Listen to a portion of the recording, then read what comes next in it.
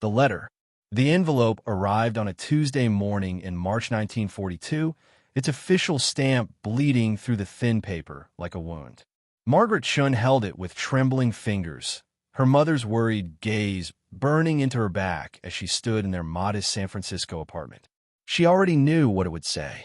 She had known since the day President Roosevelt signed Executive Order 9066, transforming her from citizen to suspect with the stroke of a pen. Miss Chun, the letter began with bureaucratic coldness. Your employment as a registered nurse at St. Mary's Hospital is hereby terminated, effective immediately. Due to current wartime restrictions affecting persons of Japanese ancestry, you are no longer permitted to practice medicine in any capacity within the continental United States. Margaret's hands steadied as she read. 4 years of nursing school. 3 years of experience. Countless nights spent learning to read the subtle signs of sepsis, to calm terrified patients, to save lives with nothing but skill and determination. All of it erased by her grandmother's birthplace. Her mother, Keiko, approached quietly, reading over her shoulder. Perhaps it's for the best, she whispered in Japanese, her voice paper-thin with fear. We should keep our heads down. They're talking about camps, Margaret. Internment camps. But Margaret wasn't thinking about camps. She was thinking about Lieutenant James Sullivan, a wounded soldier she'd treated last month. He'd held her hand as she'd changed his dressings, his fever breaking under her careful ministrations. You're the best damn nurse I've ever seen, he told her, his Irish accent thick with morphine and gratitude. If I ever go back to that hell, I want you patching me up. The irony wasn't lost on her. America needed nurses desperately. The Pacific Theater was devouring young men faster than hospitals could train staff to save them. Yet here she stood, qualified and willing, being told her skills were suddenly worthless because of her face. Margaret folded the letter precisely, creasing each edge with deliberate care. No, she said, her voice stronger than she felt. I'm not keeping my head down. Her mother's intake of breath was sharp. Margaret, please. I'm a nurse, Mama. Men are dying. American men. She met her mother's frightened eyes. I took an oath. The Hippocratic Oath doesn't have a clause about race.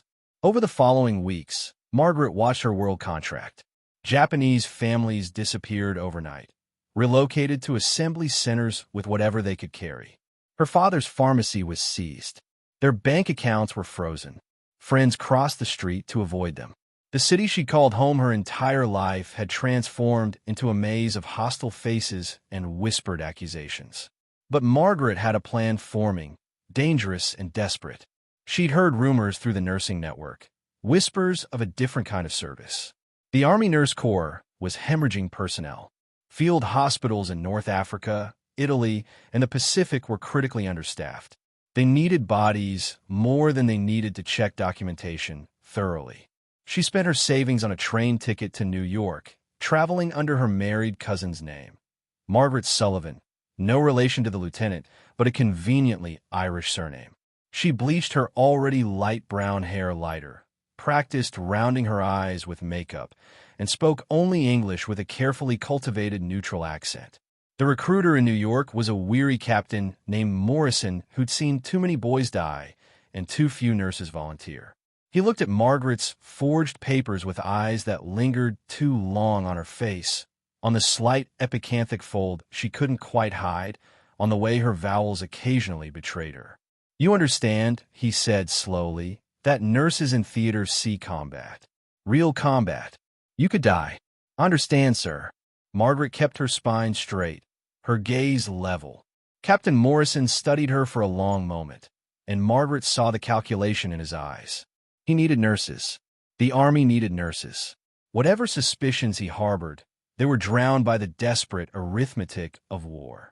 Welcome to the Army Nurse Corps, Miss Sullivan. He stamped her papers without another word. You ship out for England in 3 days.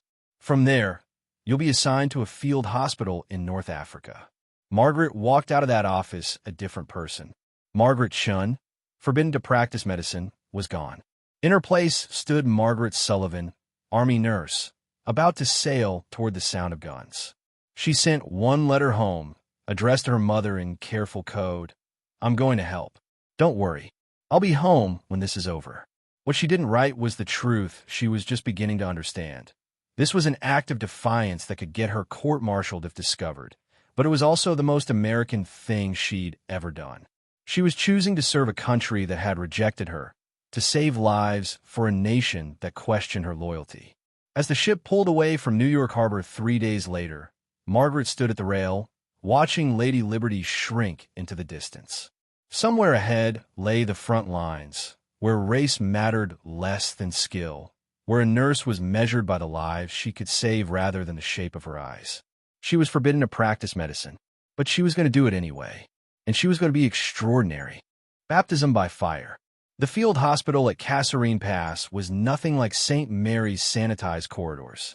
It was a collection of tents held together by rope and prayer, erected in the shadow of Tunisian mountains where American forces were getting their first brutal lesson in modern warfare from Rommel's Afrika Korps.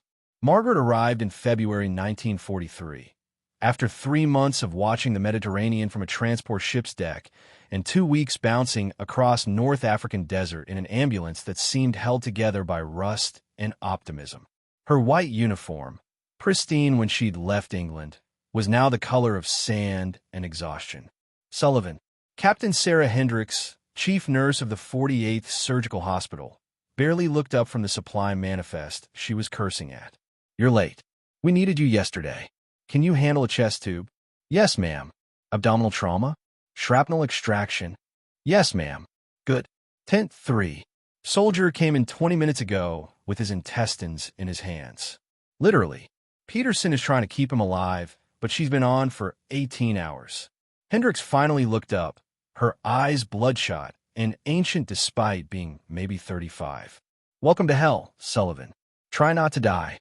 Tent 3 smelled of copper, antiseptic, and the particular sweetness of gangrene that Margaret had learned to identify in nursing school, but had never encountered in such concentration. 6 beds, all occupied. Moans and screams creating a symphony of agony. Flies everywhere, despite the netting. Nurse Peterson, a rail-thin woman from Oklahoma with hands that moved like a surgeon's, was elbow-deep in a soldier's abdomen, her face a mask of concentration. "Sullivan, thank God. Grab those clamps. We're putting him back together." Margaret didn't hesitate. She scrubbed fast, pulled on gloves, and stepped into the dance she knew by heart. Peterson called out what she needed, and Margaret's hands found it before the words finished leaving her mouth. Clamps, sutures, saline, more gauze, always more gauze. The boy on the table, and he was a boy, maybe 19, had stepped on a mine. The blast had opened him up like a textbook diagram, everything visible and nothing where it should be. By every reasonable measure, he should have been dead. "He's got a perforated bowel," Peterson muttered. 3, no for holes. "Kidneys damaged. I can't find all the bleeding."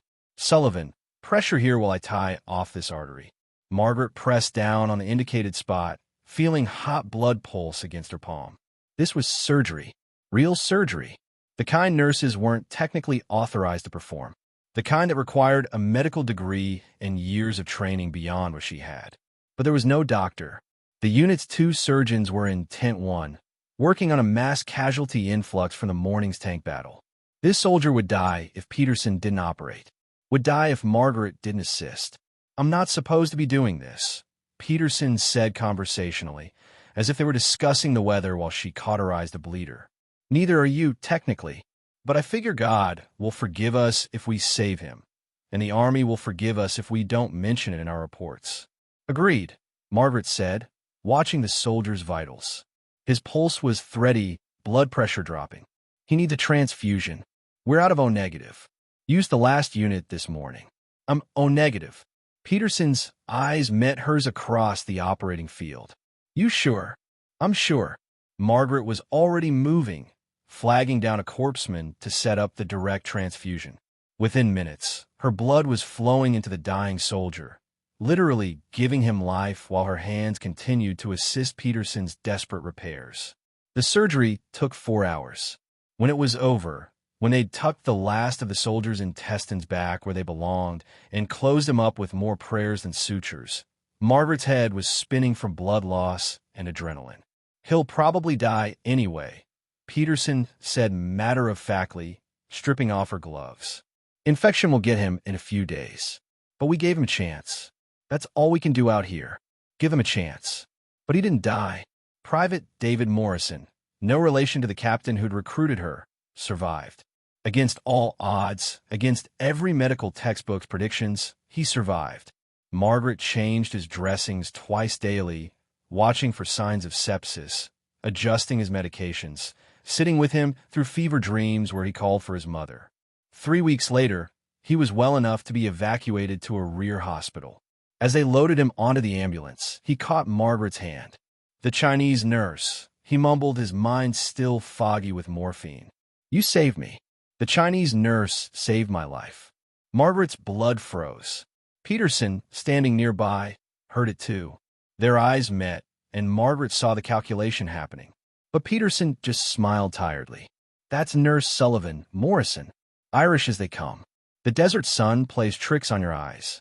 She patted the boy's shoulder. You thank her properly when you're home. You hear? Yes, ma'am. Morrison slurred, and then he was gone, rolling away towards safety. Peterson turned to Margaret. Your English is perfect, and you're a hell of a nurse. I don't care if you're Chinese, Japanese, or from the moon. Out here, the only thing that matters is whether you can keep boys alive. Can you? Yes, ma'am. Then we're good. But maybe wear your cap lower. And work on your tan. Peterson smiled grimly. Welcome to the team, Sullivan. Now get some rest. We've got another convoy coming in at 0400, and it's going to be bad. That night, Margaret lay in her cot, listening to the distant rumble of artillery, and understood what she'd signed up for. This wasn't just about defying unjust laws or proving her loyalty. This was about standing in the gap between life and death, armed with nothing but skill and determination, for boys who would never know her real name. She was a nurse forbidden to practice medicine, performing surgery in the desert, using her own blood to keep soldiers alive. It was insane. It was illegal. It was exactly what she was meant to do. Tomorrow would bring more wounded, more impossible decisions, more lives hanging in the balance. But tonight, she allowed herself one small victory. She'd saved Private Morrison. The first of many. The first of thousands. The code by May 1943, Margaret had developed a reputation. The other nurses called her Lucky Sullivan, not because she avoided danger. No one did in a field hospital, but because her patients had an uncanny tendency to survive. Wounds that should have been fatal somehow stabilized under her care. Infections that should have killed responded to her treatment protocols. Soldiers who should have lost limbs kept them. What they didn't know was that Margaret wasn't lucky. She was desperate, brilliant, and willing to break every rule in the book that IT started small. A modification to the standard wound irrigation technique, something she'd read about in a Japanese medical journal her father had kept in his pharmacy. The use of honey as an antibacterial agent when sulfa drugs ran short, an ancient remedy that somehow worked better than it should. Acupressure points to manage pain when morphine supplies dwindled. But as the casualties mounted and resources dwindled, Margaret's innovations became more aggressive. She began keeping a notebook, coded in a mixture of Japanese characters and medical abbreviations that no one else could read. In it, she documented everything: survival rates, treatment modifications, experimental techniques that would have gotten her court-martialed if discovered. The real breakthrough came during the Sicily invasion in July.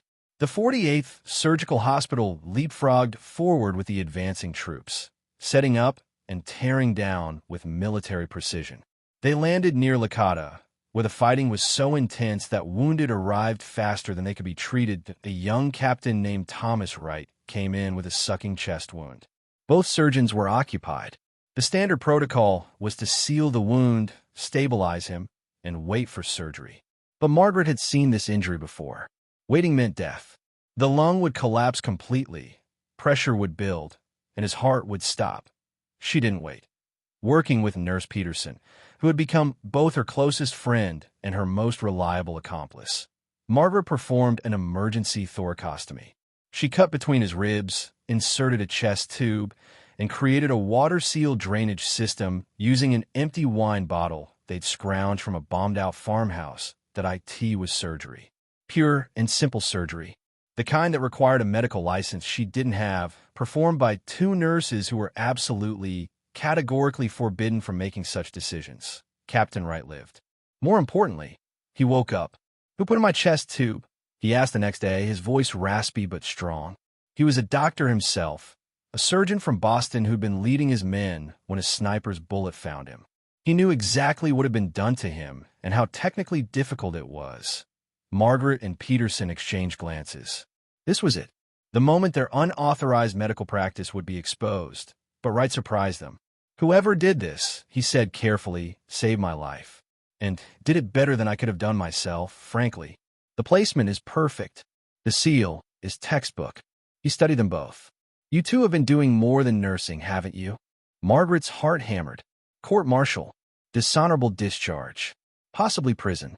She waited for Peterson to lie, to deflect, to save herself. Instead, Peterson said, "Yes, sir. We have. Because boys were dying while we waited for protocol to catch up with reality." Wright was quiet for a long moment.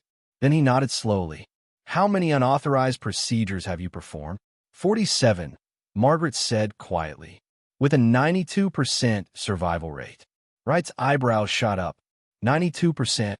He laughed, then winced as it pulled at his stitches. "Christ. Authorized surgeons in theater are running about 75%. He studied them more intently. 47 procedures. 2 nurses. How? Margaret made a decision. She pulled out her notebook, handed it to him, watched his face as he flipped through pages of coded notes, treatment protocols, survival data meticulously documented in her hybrid shorthand. "This is," Wright breathed, "this is revolutionary. These techniques, where did you learn this?" "Various sources," Margaret said carefully. "Some from American medical journals. Some from other places." Wright's eyes narrowed. He looked at Margaret's face, really looked, probably for the first time seeing past the nurse's uniform to the features she could never quite hide. "Other places," he repeated slowly. "Japanese medical research, I'm guessing. Some of this looks like Kitasato's work on infection control."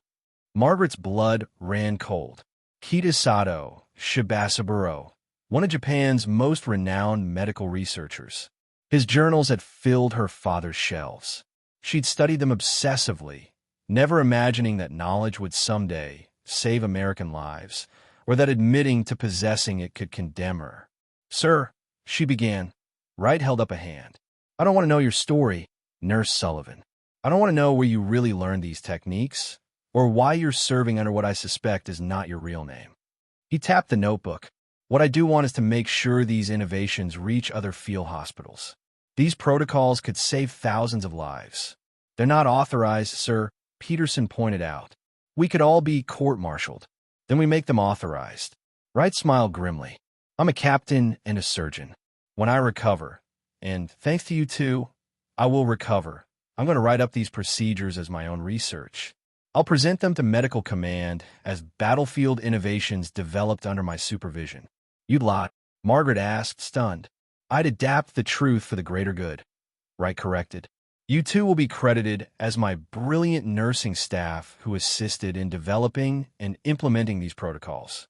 Completely proper, completely by the book. And these techniques will spread throughout the Army Medical Corps, saving lives everywhere they're used." He handed back the notebook. "But you need to keep better records, proper medical documentation, and you need to teach other nurses." "Peterson, I'm guessing you can handle that." "Yes, sir," Peterson said, a smile spreading across her face. Wright turned to Margaret. "And you, Nurse Sullivan, whatever your real name is, wherever you really learned this, you need to keep doing what you're doing. Keep pushing boundaries. Keep saving lives.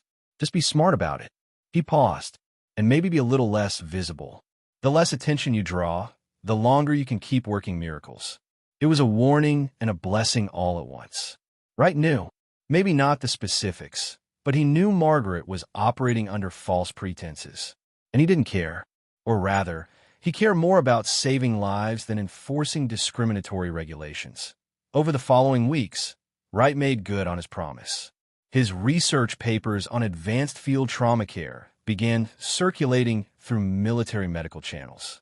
Techniques Margaret had coded in her secret notebook became standard protocols. Her innovations, born from desperate improvisation and prohibited knowledge, saved lives in field hospitals across North Africa, Italy, and eventually France. In '01 knew they came from a Japanese-American nurse who wasn't supposed to exist, working under a false name. Performing medicine she was forbidden to practice. They only knew that suddenly, inexplicably, survival rates were climbing. Wounds that should have been fatal weren't. Infections that should have killed were controlled. Margaret Sullivan, still not her real name, still illegal, still defiant, became the ghost in the machine, the invisible hand guiding American military medicine towards something better. And she was just getting started. The Siege of Monte Cassino. Winter 1943 brought the Italian campaign and the frozen hell of Monte Cassino. The 48th Surgical Hospital was positioned in a bombed-out monastery near the base of the mountain, where German forces held the high ground and turned every Allied advance into a bloodbath. Margaret had been overseas for nearly a year now. Her letters home, carefully censored, deliberately vague, spoke of helping and staying busy. What they didn't mention was that she was now effectively functioning as a surgeon, that her coded notebooks had expanded to 3 volumes, or that Captain Wright's research, based on her techniques, was being taught at medical school stateside. The morning the siege truly began, February 15th, 1944, Margaret was in tent 4, changing dressings on a soldier with a shattered femur. The American bombers came first, wave after wave, reducing the ancient monastery atop the mountain to rubble. Then came the German counter-barrage, shells screaming down like the wrath of God, turning the valley below into an abattoir. The wounded arrived in trucks, jeeps, anything that moved. They came in carrying their friends, dragging themselves, held together by nothing but determination and terror. 40 wounded in the first hour, then 60. Then they stopped counting. Sullivan, Captain Hendricks grabbed her arm as she sprinted past. Tent 2. Now, we got disaster. Tent 2 was where they did the impossible surgeries, the ones too complex or too time-consuming for the other operating areas. Margaret pushed through the flap and stopped cold. 20 men lined the tent, all critical, all needing immediate surgery. And only 2 surgeons, both already elbow-deep in chest cavities, both working at the ragged edge of exhaustion. Peterson appeared at her elbow. "Triov," she said grimly. "We have to choose." Margaret's eyes swept the tent with a practiced eye, making calculations that would haunt her in quieter moments. This one, too far gone, morphine and comfort. That one, stable enough to wait. This one, fixable if someone operated now. She stopped at the 3rd bed. Lieutenant Daniel Rodriguez, both legs mangled by shrapnel, bleeding out despite the tourniquets. He needed vascular surgery within the hour or he'd lose both legs. Within 2 hours, he'd lose his life. The surgeons wouldn't be free for hours. "I can do it," Margaret said quietly. Peterson looked at her sharply. "That's major vascular repair. That's not a chest tube or a simple wound closure. I know what it is." Margaret was already scrubbing her hands. "I've done 3 similar repairs in the last 2 months. He dies if we wait. Wright's not here to cover for us." Peterson's voice held worry, not doubt. "He got transferred to Anzio last week. Then we don't get caught."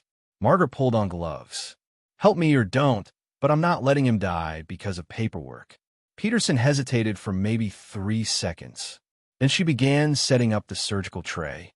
"You're absolutely insane, you know that?" "Probably." Margaret positioned herself at Rodriguez's legs, studying the damage.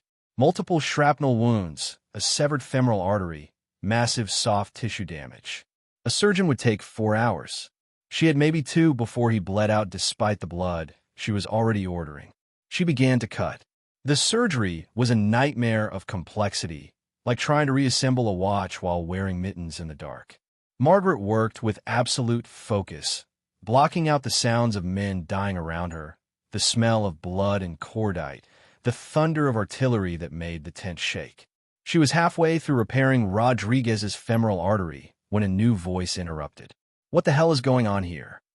Margaret's hands didn't stop moving. Couldn't stop. One slip and Rodriguez would bleed out in seconds. I asked a question, nurse. The voice belonged to Major William Thorne, the new surgical director who'd arrived last week from a stateside hospital. A by-the-book officer who'd made it clear he had no patience for field improvisation. Saving a life, sir, Peterson answered calmly. As you can see, our surgeons are occupied. Lieutenant Rodriguez required immediate vascular repair, and Nurse Sullivan is performing surgery. Thorne's voice rose. Unauthorized surgery? That's a court-martial offense. Margaret's hands moved through another delicate tie-off. Almost there. Just a few more minutes. Sir, Peterson said, her voice taking on an edge Margaret had never heard before.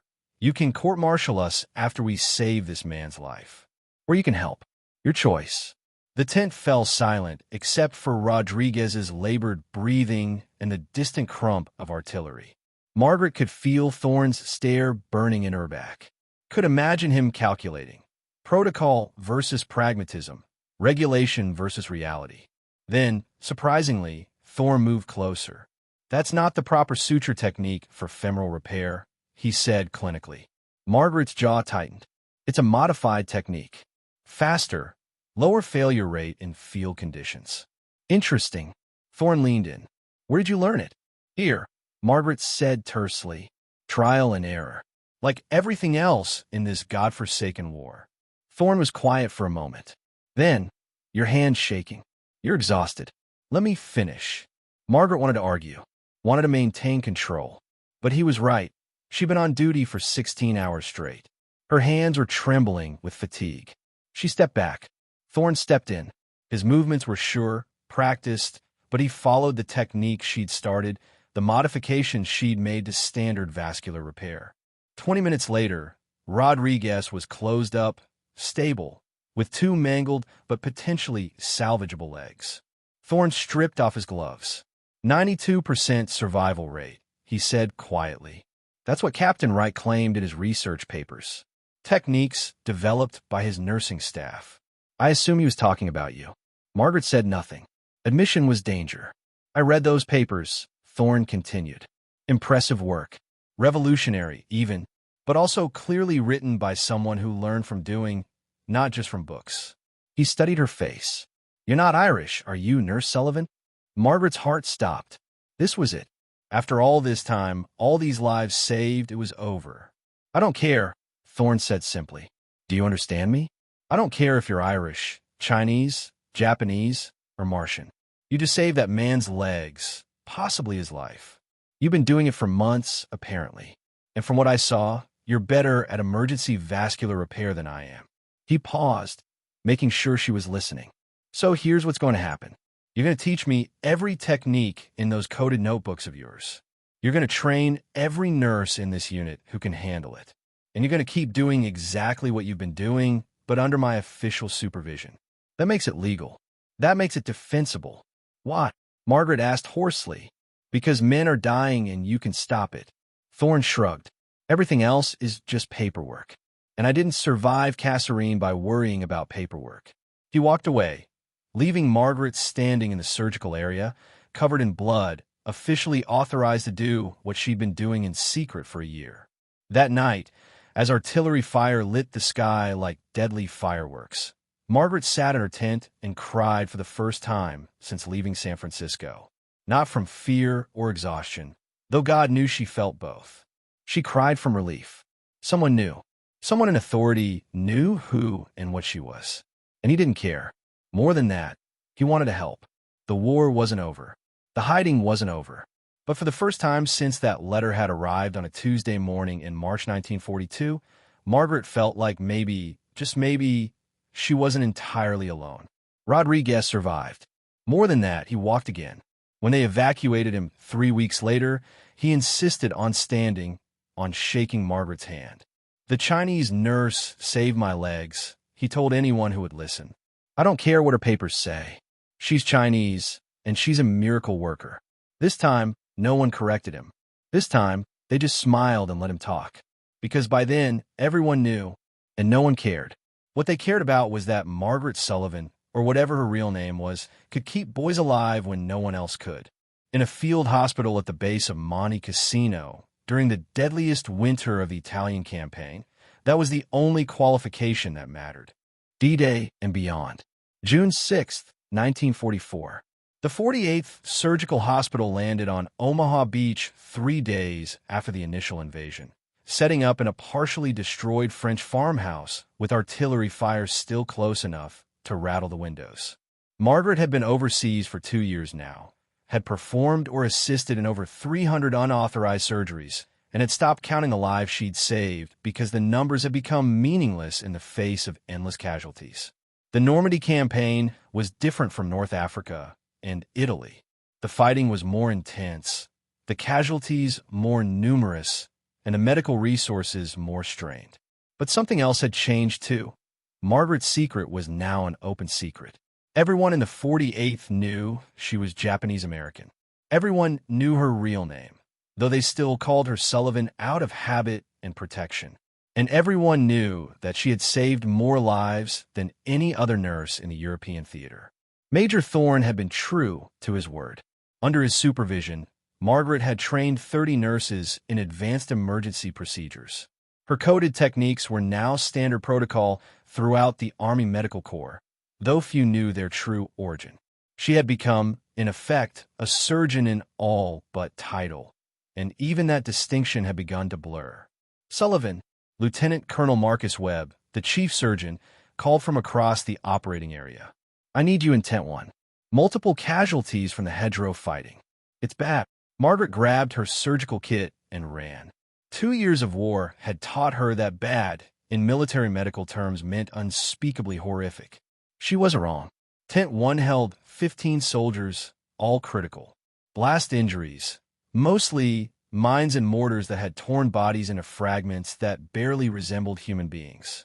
The surgeons were already working, but it wasn't enough. It was never enough. She started triage, moving from bed to bed with practiced efficiency. This one, fixable. That one, comfort care. This one, 50-50 chance if someone operated immediately. Nurse Sullivan. The voice was weak but familiar. Margaret looked down at the soldier she just tagged as 50-50 and felt her heart stop. Private Morrison. David Morrison. The first life she'd saved back in Kasserine Pass, back when this had all started. He'd recovered, been sent home, and apparently redeployed. Now he was back on her table, his abdomen opened by shrapnel for the second time in 2 years. "The Chinese nurse," he whispered, trying to smile, "told them, if I got hit again, to find you." "I'm here," Margaret said, already assessing the damage. It was catastrophic. Multiple organ damage, massive hemorrhaging. He needed immediate surgery by an experienced trauma surgeon. She looked around. Everyone was occupied. "Please," Morrison whispered, "don't let me die in France. Not after you saved me in Africa." Margaret made a decision. She'd been making decisions like this for 2 years, and she'd gotten very good at ignoring the rules. She began to operate. 2 hours later, covered in blood and sweat, Margaret closed Morrison's abdomen for the second time in his young life. He'd probably survive. Probably. The odds were maybe 60-40 in his favor, which in a field hospital during the Normandy campaign counted as practically a miracle. "That was extraordinary," a new voice said. Margaret looked up to find a colonel she didn't recognize standing in the entrance to Tent 1. He was older, maybe 50, with the bearing of someone accustomed to command. "I've been watching you for the last hour." That was not nursing. That was masterful surgery. Margaret's mind raced. She didn't recognize this officer. Didn't know if he was friend or foe. She defaulted to protocol. "Just doing my job, sir."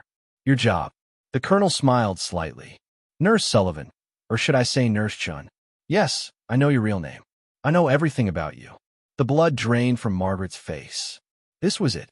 After 2 years, after hundreds of lives saved, it was finally over. "Colonel William Aldridge." The officer introduced himself. "Army Medical Corps, Office of the Surgeon General. I've been investigating you for 3 months." Margaret's hands clenched. "Sir, do you know what I found?" Aldridge interrupted. "I found that you've performed over 300 complex surgical procedures with a 94% survival rate. I found that your innovations have been adopted across the entire European theater and are now being taught at Army medical schools. I found that you enlisted under false pretenses, are practicing medicine without a license, and have been lying about your identity for 2 years." He paused, letting the weight of those charges settle. Margaret prepared herself for arrest, for court-martial, for the end of everything. "I also found," Aldridge continued, "that you're the most effective trauma surgeon currently deployed in the European theater. That soldiers pray to be sent to the 48th because they know Lucky Sullivan will save them. That you've trained an entire generation of nurses and techniques that are revolutionizing battlefield medicine." He pulled out a folder, opened it. "So here's my problem, Nurse Chen. By every regulation in the book, I should arrest you. You've committed multiple offenses, any one of which could result in dishonorable discharge and military prison." Margaret stood frozen, waiting. "But if I do that," Aldridge said slowly, "hundreds of soldiers will die who might otherwise live. Your techniques will be lost. Your innovations will be questioned because their true source will be revealed. The Army Medical Corps will lose its most effective battlefield trauma specialist." He closed the folder. "So, instead, I'm going to make you an offer. A battlefield commission. Effective immediately, you'll be Second Lieutenant Margaret Sullivan, Army Medical Corps. Your service will be legitimized retroactively. Your innovations will be officially recognized. And you'll continue doing exactly what you've been doing, but with proper legal authority." Margaret stared at him. "Sir, I don't understand." "It's quite simple," Aldridge said. "The Army needs you more than it needs to punish you. The Surgeon General himself reviewed your case. He agrees that prosecuting you would be idiotic and counterproductive." He handed her the folder. "These are your new papers. Real papers this time. Lieutenant Margaret Sullivan, of mixed ancestry, naturalized citizen, currently serving with distinction in the European theater." "Mixed ancestry?" Margaret's voice was faint. "Your mother is Japanese-American. Your father was Irish-American." Aldridge smiled slightly. "Or so the official records will say. It explains your appearance, makes your current surname legitimate, and sidesteps the rather thorny issue of your actual ethnic background." He paused. "The Surgeon General is many things, but he's not stupid. He knows you're saving American lives. That's all that matters." Margaret looked down at the papers. An officer's commission, legal authorization to practice medicine. Her life as a fugitive, over. Just like that. "There's one condition," Aldridge added. "After the war, you return to the United States, and you finish medical school. Properly. You clearly have the skills of a surgeon. You should have the credentials to match." "Medical school?" Margaret's voice cracked. "Sir, I'm Japanese-American. The internment camps will be closed by then," Aldridge interrupted. "The president is already quietly making plans. Executive Order 9066 will be rescinded. And when it is, you'll attend the medical school of your choice with a full military scholarship, courtesy of a grateful nation." He smiled. "The Surgeon General is very good at long-term planning." That evening, as the sun set over the French countryside and artillery fire rumbled in the distance, Margaret sat in her tent and stared at her new papers. Second Lieutenant Margaret Sullivan, Army Medical Corps, authorized to practice medicine. Legal, legitimate, real. Peterson found her there, tears streaming down her face. "Hey," her friend said gently, sitting beside her. "What's wrong?" "Nothing's wrong," Margaret whispered. "Everything's right. For the first time in 2 years, everything is finally right." She'd enlisted as a fugitive, a woman forbidden to practice medicine, forced to hide her identity and break every rule just to serve her country. She'd expected to remain in the shadows forever, her work unacknowledged, her identity concealed. Instead, the Army had made her an officer, had legitimized everything she'd done, had promised her a future. "They know," she told Peterson. "They know everything, and they don't care." "Of course they don't care," Peterson said, putting an arm around her shoulders. "You're Margaret Sullivan, the best damn surgeon in the European theater. Why would they care about anything else? 2 years of hiding, 2 years of fear, 2 years of living under a false name, always looking over her shoulder, always expecting exposure and punishment. It was over. She was free. and the war still needed her. The next morning, Second Lieutenant Margaret Sullivan reported for duty. There were soldiers who needed saving, innovations to teach, lives to preserve. The fighting would continue for another year, bloody and brutal and unforgiving. But she would face it as herself, finally. Legal, authorized, free, a nurse forbidden to practice medicine, who had practiced anyway, who had saved thousands, who had changed military medicine forever. And now, finally officially recognized for all of it. Coming home, April 1945, Germany surrendered. The 48th Surgical Hospital treated the last of its casualties, emaciated prisoners of war, wounded soldiers from the final battles, and, heartbreakingly, concentration camp survivors who needed medical care that went far beyond physical trauma. Margaret stood in the ruins of a German field hospital they'd taken over, watching as the last ambulance pulled away. 2.5 years in Europe, over 800 surgical procedures, countless lives saved. And now, finally it was ending. Lieutenant Sullivan. Major Thorne approached, looking as exhausted as she felt. He'd been promoted twice since Italy, as had she. She was now a captain, though it still felt surreal. Orders came through. We're shipping home.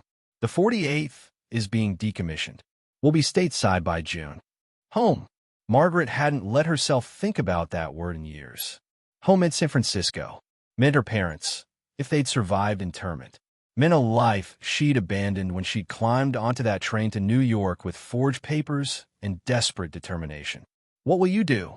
Thorne asked. After you're discharged? Medical school, Margaret said. The Surgeon General made me promise. UCLA, if they'll have me. They'll have you, Thorne said dryly. You're a decorated war hero with a service record that reads like fiction. Any medical school in the country would be thrilled to have you. But it wasn't that simple, and they both knew it. The war was ending, but prejudice wasn't. Executive Order 9066 had been rescinded in December 1944, but the internment camps were only slowly releasing their prisoners. Japanese Americans were returning to homes that had been vandalized or seized, businesses that had been destroyed, communities that were still hostile. Margaret Sullivan, decorated Army officer, might be welcomed. Margaret Shun, Japanese-American woman who'd hidden her identity to serve, might find herself facing a different kind of battle. The ship that brought them home docked in New York in late May. Margaret stood at the rail, watching the Statue of Liberty grow larger, remembering the day she'd left. A frightened young woman with fake papers and a dream of being allowed to do what she trained for. The woman returning was different, harder, more skilled, carrying memories of things she could never share with civilians who hadn't seen what war really meant, but also carrying proof that she'd been right to fight for her chance to serve. The media was waiting at the dock. Apparently, the story of Captain Margaret Sullivan, the half-Japanese, half-Irish nurse who'd revolutionized battlefield trauma care, had made its way into the newspapers. Reporters shouted questions as she disembarked. Captain Sullivan, is it true you performed over 800 surgeries in Europe? Captain Sullivan, what does it feel like to be one of the most decorated nurses in Army history? Captain Sullivan, did you face discrimination for your Japanese heritage? Margaret stood straight in her uniform, wearing her medals, and spoke clearly. I serve my country because I'm an American, because I took an oath to help those who needed it. My heritage is part of who I am, but it doesn't define my service. What defines my service is every soldier who went home because someone gave them a chance to survive. She paused, thinking of Morrison, Rodriguez, Wright, and hundreds of others. I was forbidden to practice medicine because of my heritage. I practiced anyway, in secret, because I believed that saving lives was more important than following unjust laws. The Army agreed. America agreed. And now I'm coming home to finish what I started, to become the doctor I was always meant to be. The train to San Francisco took 3 days. Margaret spent most of it staring out the window, watching America roll past. The America she'd served, the America that had imprisoned her family, the America that had ultimately recognized her service. Her parents were waiting at the station. They'd survived internment at Manzanar, had been released 6 months ago, and were living in a small apartment in Japantown, try to rebuild their lives. Margaret saw them through the crowd, older, thinner, marked by years of injustice, and broke into a run. "Mama! Papa!" They held her, all three of them crying, surrounded by the bustle of the train station and the stares of passers-by who saw a decorated army officer embracing a Japanese couple and couldn't quite process the contradiction. "We're so proud of you," her mother whispered in Japanese. "So proud. You kept your oath. You saved lives." "I broke the law," Margaret said. "I enlisted under false pretenses. I practiced medicine illegally for 2 years." Her father laughed, his voice rough. "You broke unjust laws to serve justice. That's not a crime. That's heroism." That night, in her parents' small apartment, Margaret told them everything. About the fake papers, the terrified months of hiding her identity, the first surgery in the North African desert, Captain Wright's protection, Major Thorne's support, and finally Colonel Aldridge's battlefield commission. She showed them her medals, her official papers, her acceptance letter to UCLA Medical School. The girl who left was a nurse, forbidden to practice, her mother said quietly. The woman who returned is a doctor in training, a decorated war hero, and proof that justice eventually wins. "Does it?" Margaret asked. "Win, I mean? You lost 3 years in a camp. Lost your business, your home, your freedom. I had to hide who I was to serve. We were American citizens, and America locked you up and forbade me from helping. And yet here you are," her father said. "An officer, a hero, go to medical school. Yes, we suffered injustice, but you fought back in the most powerful way possible, by being so good at what you do that they couldn't ignore you." He was right, Margaret realized. She hadn't changed the law by arguing or protesting. She'd changed it by being undeniably excellent, by saving so many lives that the Army had no choice but to admit their regulations were wrong. Over the following weeks, Margaret began to understand the full scope of what had happened. Her innovations in trauma care had spread throughout military medicine. The techniques she developed in desperation, coded in her secret notebooks, were now taught at Army medical schools, attributed to Sullivan's method in medical textbooks. Her 94% survival rate had become the gold standard for battlefield trauma care. More than that, her story had become a symbol. Japanese-American soldiers from the 442nd Regimental Combat Team, the most decorated unit in U.S. military history, spoke of her with reverence. The nurse who'd hidden her identity to serve, who'd saved thousands of American lives, who'd proven through actions rather than words that loyalty wasn't determined by ancestry. UCLA's medical school welcomed her with full honors. She began classes in September 1945, one of only 3 women in her class, and the only person of Japanese ancestry. Some professors were hostile. Some students avoided her. But others, particularly the veterans using the GI Bill, knew exactly who she was and what she'd done. "You saved my brother at Kasserine," one veteran told her in the medical library. "David Morrison. He wrote me letters about the Chinese nurse who performed miracles. That was you." "How is he?" Margaret asked. "Alive. Married. Starting a family. Because of you. 4 years of medical school, then surgical residency." Margaret worked harder than anyone, partly because she had to prove herself, partly because excellence was the only way she knew how to fight injustice. She specialized in trauma surgery, bringing her battlefield experience to civilian hospitals, developing new techniques, teaching a new generation of doctors. In 1953, Dr. Margaret Shun, she'd reclaimed her real name after graduating, was appointed chief of trauma surgery at San Francisco General Hospital, the first woman of Asian descent to hold such a position. The hospital board debated her appointment for weeks, some members arguing that a woman, especially a Japanese-American woman, couldn't command respect from the male surgeons. With all due respect, the hospital director said at that meeting, Dr. Chin commanded respect from an entire Army Medical Corps during the war. I think she can handle a civilian surgical department. Her acceptance speech was simple. I once was forbidden to practice medicine because of my heritage. Today, I'm being trusted with one of the most important trauma centers in America. That's not a personal victory. That's proof that America can change, can grow, can recognize that excellence has no ethnicity. Over the following decades, Dr. Margaret Chun became one of the most respected trauma surgeons in America. She published papers, taught at medical schools, and trained hundreds of surgeons in the techniques she developed in tents and farmhouses during the war. She never talked much about those years, the hiding, the fear, the illegal surgeries performed in secret. But when young doctors of Asian descent came to her for advice, she always told them the same thing. Excellence is your best weapon against injustice. Be so good at what you do that they can't ignore you. Be so valuable that their prejudice becomes their problem, not yours. In 1985, 40 years after the war ended, the U.S. government formally apologized for the internment of Japanese Americans and provided reparations to survivors. Margaret attended the ceremony in Washington, D.C.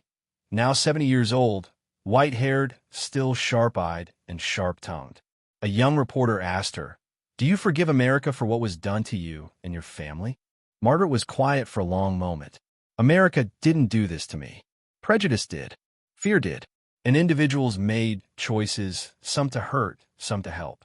Colonel Aldridge, Major Thorne, Captain Wright, Nurse Peterson, they chose to help. They risked their careers to support me. That's America too." She paused. "I don't forgive or condemn America as a whole. I'm simply grateful that I lived in a time and place where excellence could eventually overcome prejudice, where service could earn recognition, where a nurse forbidden to practice medicine could save thousands and become a doctor." Dr. Margaret Chun died in 1995 at the age of 80. Her obituary in the New York Times was titled, "Margaret Chun, War Hero and Medical Pioneer, Dead at 80. The article detailed her service, her innovations, her impact on modern trauma care. But what it couldn't capture was the quiet revolution she'd represented. A woman who'd been told she couldn't serve, who'd served anyway, who'd been forbidden from practicing medicine, who'd practiced in secret, who'd saved thousands of lives while hiding her identity, then eventually earned recognition not despite her heritage, but because her skill transcended prejudice. At her funeral, 3 of her former patients spoke. Morrison, now 75, who'd survived 2 battlefield surgeries and outlived most of his unit. Rodriguez, who'd walked despite doctors saying he'd lose both legs. And a former concentration camp survivor she'd treated in the final days of the war, who'd never forgotten the gentle Japanese-American doctor who treated him with dignity when he'd been reduced to something less than human. "She saved my life," Morrison said simply, "and she changed the world while doing it." That was Margaret Chun's legacy. Not just the thousands of lives saved, though that alone would have been remarkable. Not just the medical innovations, though those revolutionized trauma care. But the proof, living, breathing, walking proof, that injustice could be fought with excellence, that prejudice could be overcome with skill, that a woman forbidden to practice medicine could save thousands and change the world. She was a nurse who should never have been allowed to serve, who served anyway, brilliantly and bravely, who proved that loyalty, skill, and courage had nothing to do with the shape of your eyes or the name you were born with. Imagine a nurse forbidden to practice medicine. Imagine her saving thousands anyway. It happened.